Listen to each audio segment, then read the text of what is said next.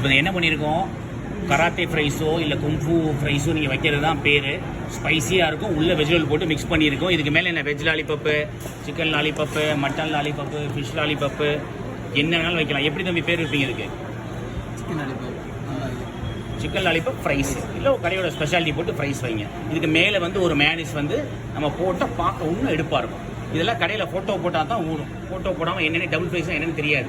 கற்றுக் கொடுக்குறதுக்கான கேட்டகரி வந்து டபுள் ஃப்ரைஸ்ன்னு சொல்கிறோம். புரியுதா? இப்போ இல்லை மின்ட் மேனிஸை போடுங்க மேலே. இப்போ மின்ட் மேனிஸை போட்டதுக்கப்புறம் பாருங்கள், இதோட லுக்கே அடுத்த லெவலுக்கு போயிடும். இப்போ ஒயிட் மேனிஸ் மிக்ஸ் பண்ணலாம்.